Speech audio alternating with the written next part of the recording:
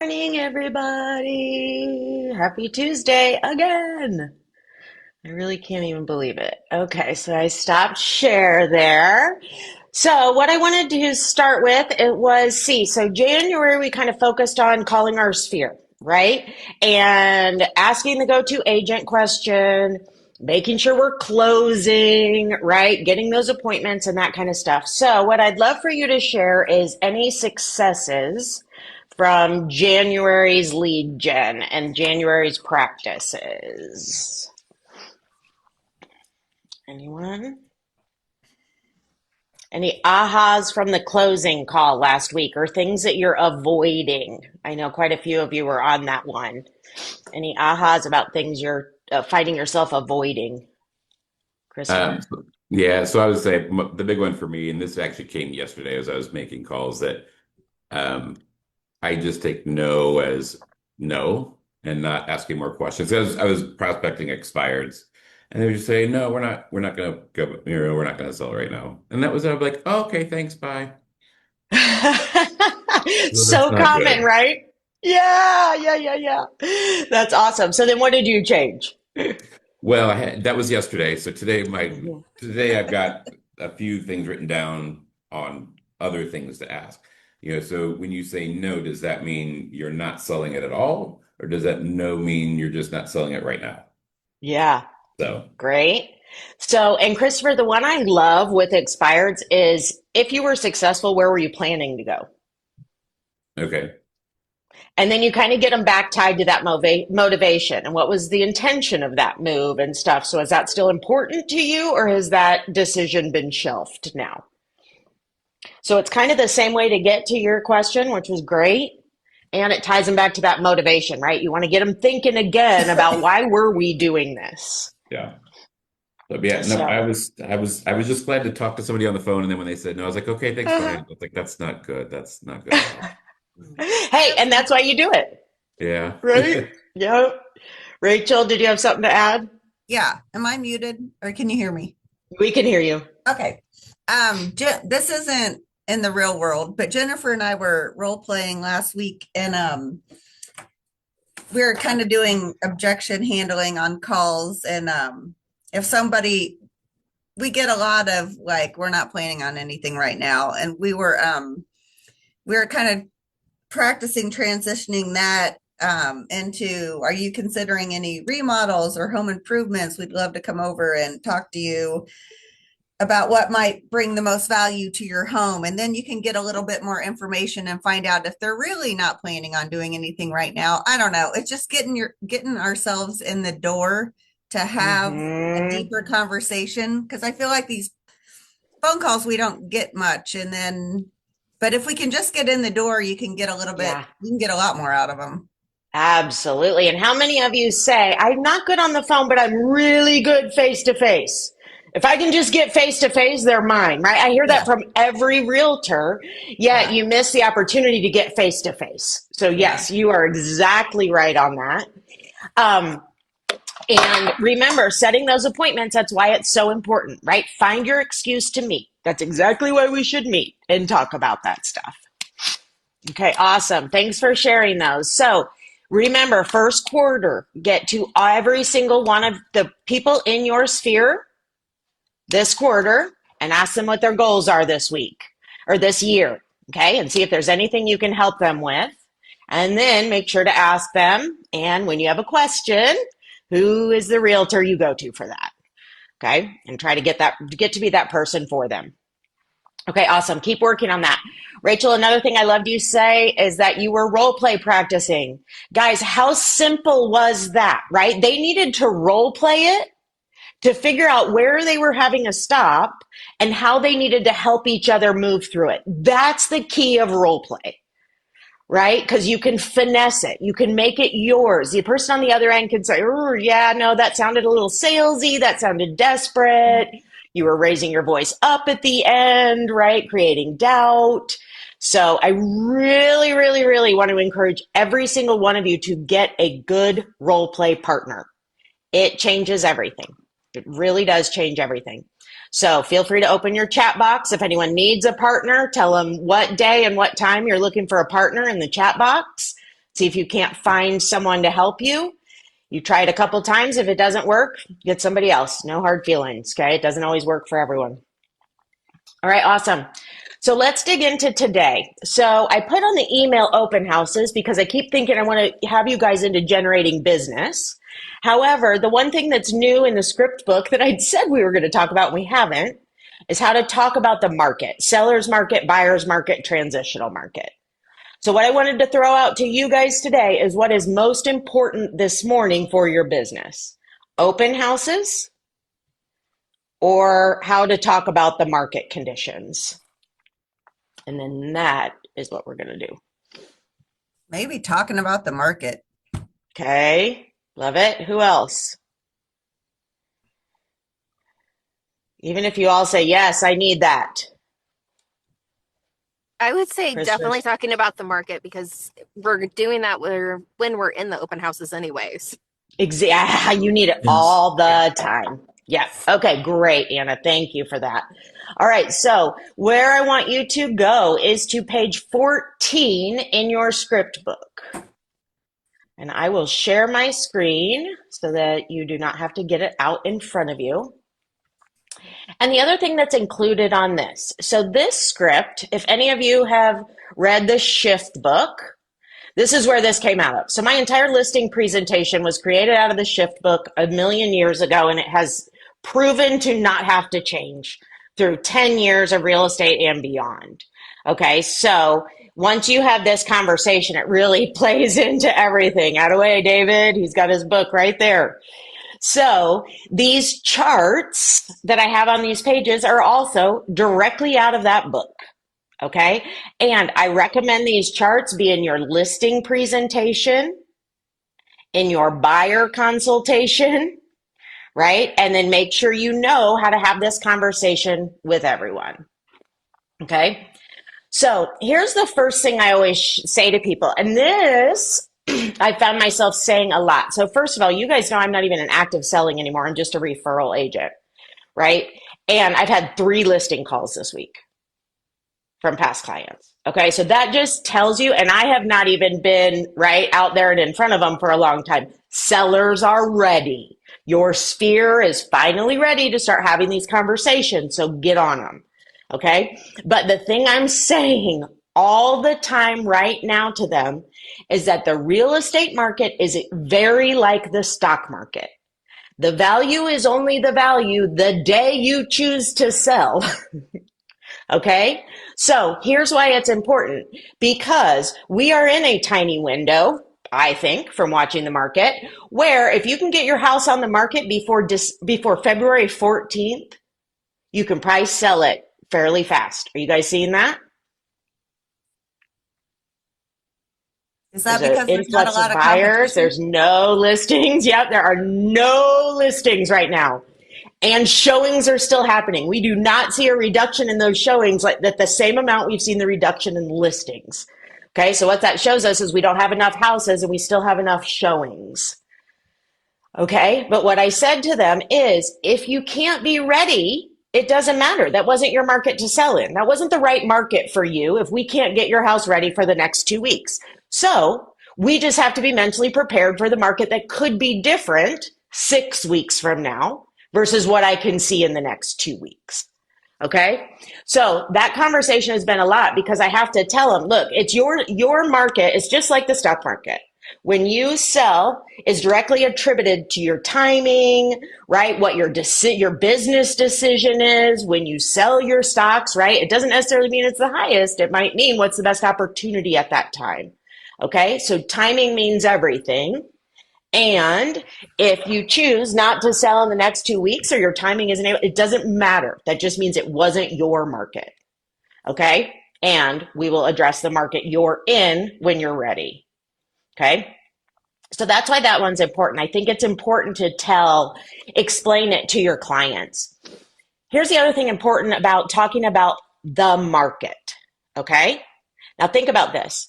Now you're kind of seeing some off-market homes, right? Builders get them in there after closing, so you can get that. Do you see solds for sale by owners?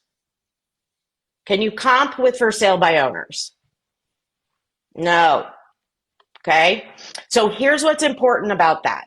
The market is created because of the trading platform, right? We would not have a stock market without the stock exchange, right? So anything sold off the stock market is totally different than anything sold at the stock exchange, completely different value, right? Are you guys understanding that? Same with houses. Okay. We have a trading platform. The reason realtors came together and chose a trading platform is so that it would create more buyer competition, supply, and demand to make the consumers more money. Okay. So automatically, houses that are sold on the trading platform on your MLS are the only ones considered in the market. Okay, so when we talk about market value, we're looking at the houses that have sold on the trading platform, and those are the numbers we're using. So houses outside of the trading platform may or may not be able to be considered in those. Okay, and different values for those, right? We can all agree it's going to be a totally different value depending on how you're choosing to sell it and if you're choosing to sell it on or off the market. Okay, now, oh, yep, Dan. Yeah, so when we're talking about comps then, Jules, Yep. how far out, in your mind here in this market, what are we talking? Yeah, tiny. I mean, right now, you literally have to be looking at January and February, right? If you have any comps to kind of sell, the market in December even was completely different because everybody was rounding out their years. Everybody was trying to like get rid of inventory and stuff. And we're even like way less on inventory right now. So yeah, you really have to stay as close as you can to your competition. The challenge right now is going to be how you find actives, right, to compete with because there aren't any. So you're the only active. So then if you're talking with somebody about listing their house and, the age-old question, well, Johnny down the street sold for whatever last year. Yeah, What's the best way to say what you you're got talking it. about? Okay, yes, great question. That's awesome. And let's talk a little about what Johnny, will you just kind of role play with this with me? Talk to me Sure. about when did Johnny sell his property? Last summer. Okay, great. And do you have any idea what was happening last summer in the market? Now, are you me or am I you? How are we doing this? I'm the realtor. Okay, You're all right. Johnny. Okay, I got you. All right. Yeah, Johnny, he sold last summer. He said he got 480, and I'm thinking, my house is just as big and nice as his. I think that I Yeah. think we can do higher now, like maybe 500. You got it.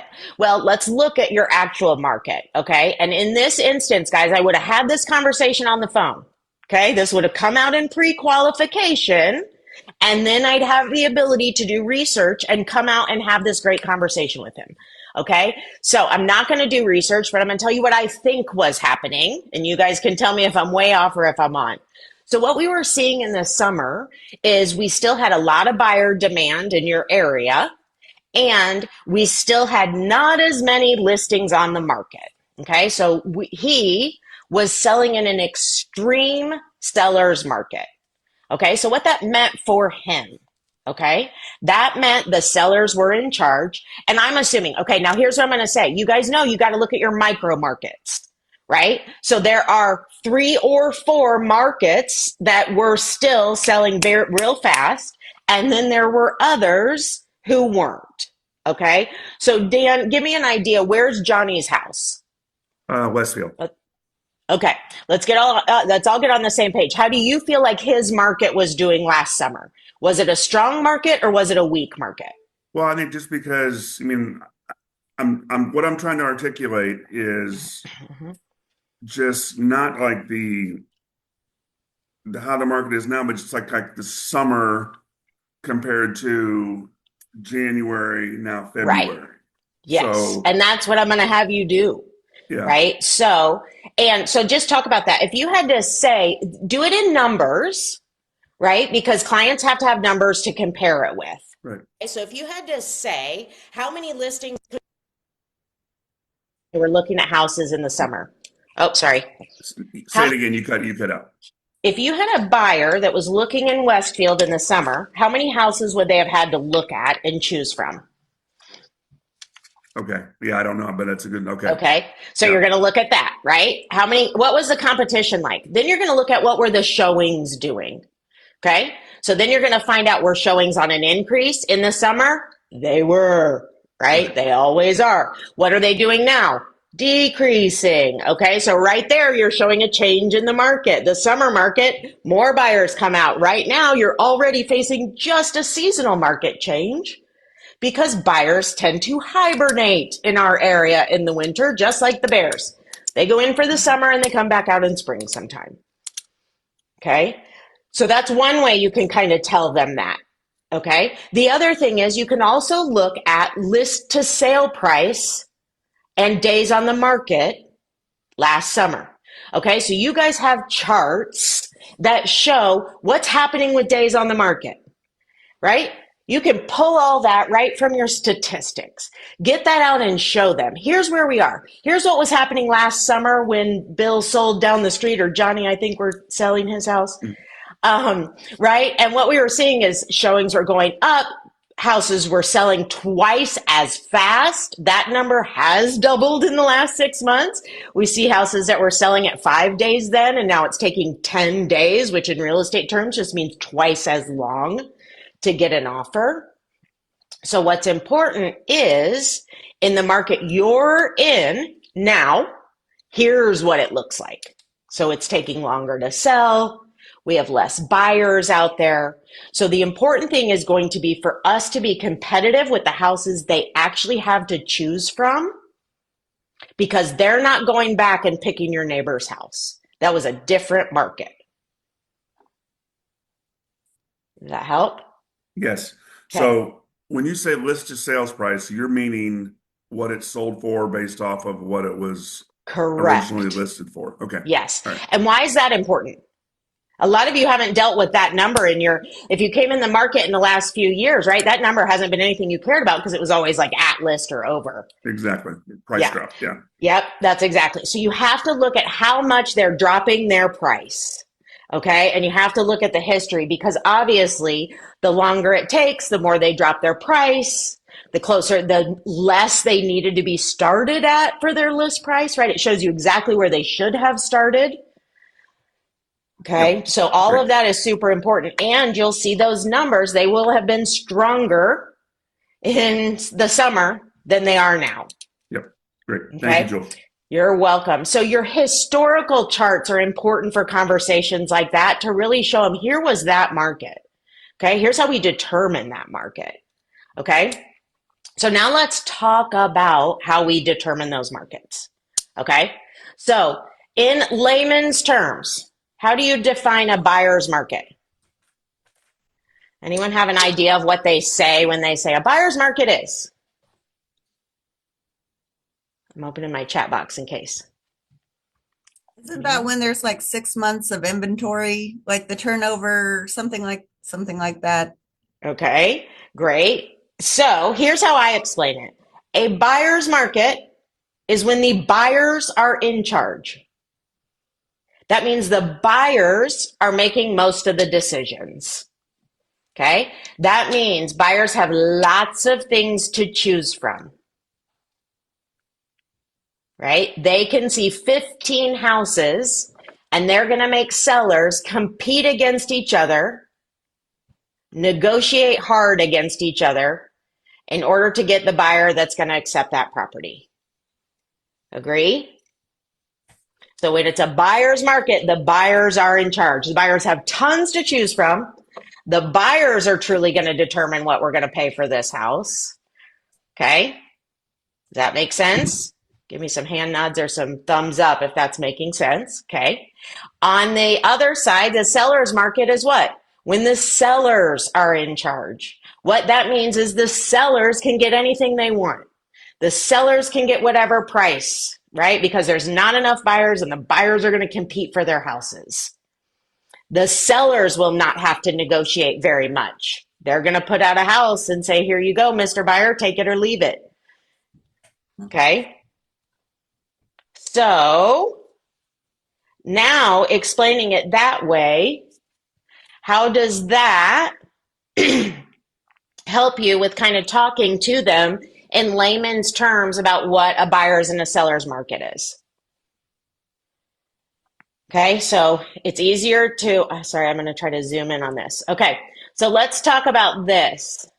Okay, so let's go through this paragraph. Buyer's market, exactly that. A market when the buyers are in control. This happens because there's more listings than buyers. So it causes sellers to be more competitive with their price and condition as they're working hard on the one home the buyer will choose. It's pretty much what I just said, right? Buyers have lots to choose from, can take their time to make a decision, and want to negotiate on price and condition. That's what's so important for your sellers to understand. Okay? Buyers will also need to understand if their driving houses change what we might look at. We may be able to push your price a little bit for houses to see because we can potentially negotiate it down, right? It's totally going to change your strategy on what you can look at, how much you can afford, depending on what market you're facing, okay? And remember, this all goes back to ready, willing, and able, okay? So they might be ready, they might be willing, but if they are not able to do what it takes in this current market to win, you're probably in the wrong market, okay? So here's what these charts show, which I think is super important, okay? Price is on the left, condition is on the bottom. The lowest to highest price, greatest condition to the least, the poorest condition, okay? So what this shows, in a buyer's market, the buyers have tons to choose from. Tons to choose from. So that means there's going to be a lot of houses left out, sitting on the market, right? Because the buyers are only going to choose these. We have more houses than, so what that means is the seller's market is going to be lots smaller. You're going to have to be better priced and in perfect condition to be in the market for the ones the buyers will consider. Okay? Now, if you are at average price and average condition, where are you landing? Out of the market. Okay, can you guys see that okay? I see you kind of leaning forward, so let me get it bigger for you. Okay, so in a buyer's market, right, if you are average price and average condition, you're out of the market. So you will potentially get missed, is what that's saying. Okay, and you can look at, right, the prices that they're going for and stuff.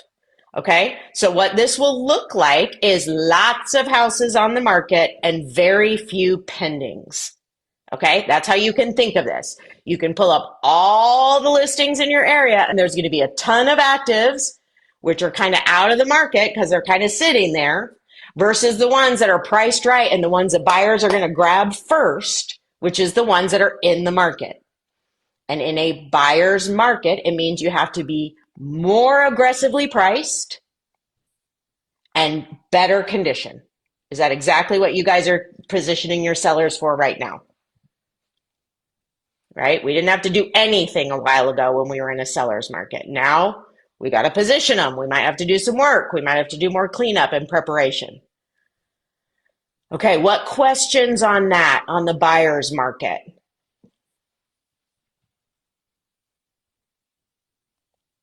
You feel good?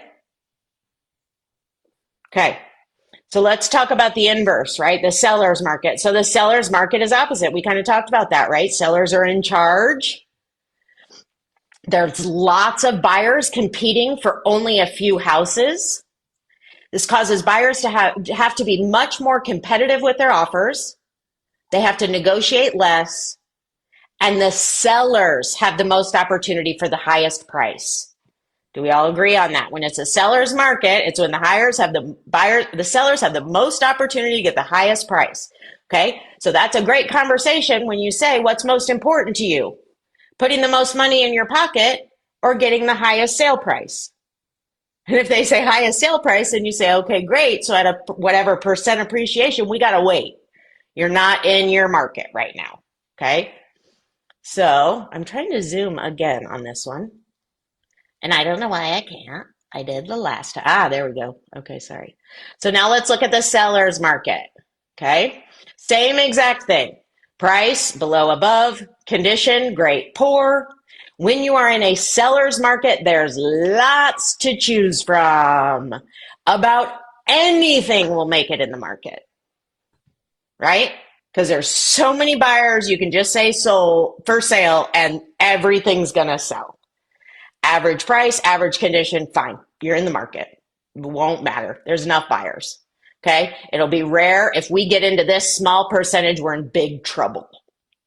Right? And that's where we want to stay out of. But what we can do is be pretty average, right? The market's saying this for price, we can kind of stay at that average. Market saying this for condition, we can kind of stay right there, right? So in a seller's market, and remember, when you look at a seller's market, you're going to pull up all the solds and you're going to see tons of pendings and nothing listed. That is exactly what we're seeing in this micro market right now, these 2 weeks before mid-February. Okay, so you can look that up. Okay, now, why is it confusing when we're in a transitional market?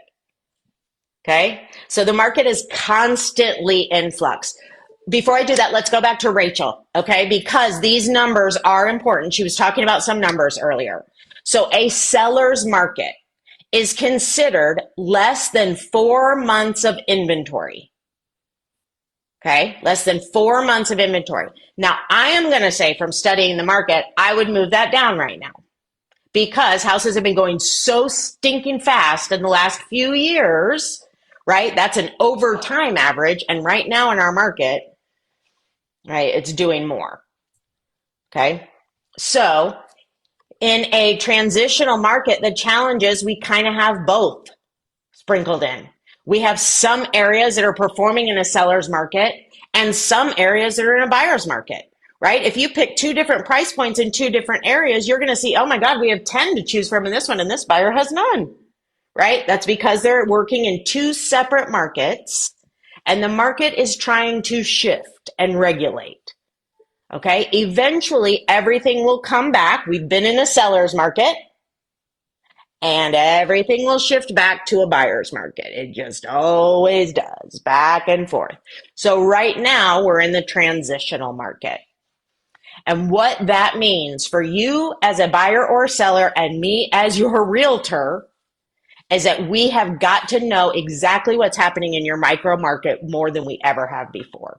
We can't just take the market as a whole. We can't just look at Westfield as a whole. We may have to pull out your specific neighborhood and compare it to a different neighborhood to make sure we are in your exact market where your neighborhood is. So numbers mean more. Our strategy must match our micro market. Right? So that's the other thing is, yes, that person in the other neighborhood might be able to sell theirs for more, but they also have more demand in that market. Okay? So you're going to have to show them that stuff. So it's important to study more in the transitional market to know exactly how to win. Okay? So that's the other thing. For your buyers, you have to know when you're looking at 2 different houses in Westfield and showing them to them, what are each of these neighborhoods doing? What market is each of these neighborhoods currently existing in? Because if they're different, you've got to know that. Because you got to help them with what kind of offer to write and what kind of condition to expect when they're walking through and for the inspection.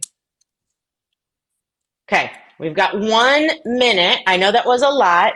Talk to me about questions, comments. Was that helpful? Yes, Good. I do have a question, Joy. When you say 4 months of inventory, Yes. Okay, I should have finished that. Yep. what Go ahead. does that mean? I Okay. never know. I hear it, Yes. but I don't know what it means. Okay. And a lot of people will do it different. Here's what I do. I do the pendings versus the solds, right? Or the actives versus the pendings. Okay, so just like I was showing you on those charts, if you look and you pull up their price point and area and there's tons of actives and very few pendings, right? You got a lot out of the market. If you pull it up and there's tons of pendings and very few actives, you got the other market. Okay, so that's what you want to look at to determine where they're in.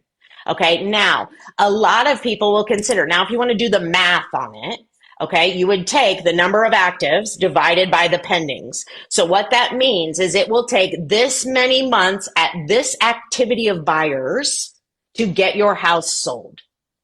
Okay, so if you have 22 actives and you have 3 pending, so we're going to take 22 divided by 3, and that is 7.3 months of inventory. That means if all we do is pend 3 houses every month, it's going to take us 7 months potentially to get our buyer. Yeah?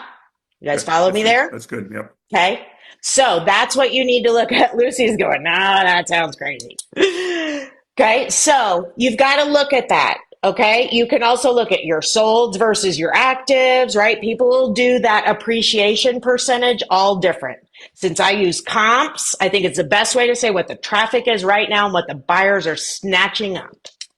Okay. So here's the numbers. Under 4 months of inventory is considered a seller's market. 4 to 6 is transitional. 6 and above is a buyer's market. So this particular house with 22 houses on the market and only 3 things under contract is in a buyer's market because there are lots more houses available for the buyers to look at than there are buyers writing offers. Lucy, ask your questions. Sorry. So You're days fine. on market doesn't play into that calculation because to me, Well, I mean, you got to look at everything. You can't take one number in and of itself, guys. Never do that. So we've talked about days on market. We've talked about list to sale price, right? We've talked about showing numbers. Are they going up or down? Okay, so you have to look at all of that, Lucy. You can't just take one of them in a silo. Yeah. Okay, so it's the whole thing that pulls that picture together. And all of those together should give you a really clear idea. Okay, so yeah, great question. Great question. Yes, days on market makes a big difference. If it's taking longer to sell, you're going to see lots more houses sitting on the market. So it should match that. Great question. All right, what else? Keep asking them. No dumb questions. This can get confusing. And it took me a long time too to be like, which is which? And yeah, Lucy. I guess, from 1 month to another, I guess I'm very reluctant to be using we're in a seller's market or a buyer's market because we're transitioning. One day to the next. And that's exactly what we said. Yeah, that's a transitional market. Okay. When the whole market does not act the same, you're in a transitional market. When you can say everything has 6 months, we're all in a seller's market, that's a seller's market. Okay. And we could say that clearly in 2021 and 2022, right? We had no question about that. The entire market is a seller's market. Okay. That's not the case now because we're transitioning. And Lucy, you're exactly right. That's why you got to watch those micro markets because everything's doing something different right now. It is not a blanket market. And this will be your struggle during this transitional market. You will get back to a buyer's market and then it'll be all buyers and we just all do the same thing again. And every offer is written the same and everything has a ceiling and a gap. And you know what I mean? So it's like when no matter what house you're looking at, your offer is going to be pretty much the same strategy. That's when you're in the same market. If you're not and having to discuss a different strategy versus a different house, that's when we're transitioning. Lucky us. Cool. All right, we're 5 minutes over. Get back to work. You guys are awesome, and I will see you next week. If you have any questions on this, let me know. Read that shift book, and it will go into much more detail on how to talk about all of this. All right, see you next week.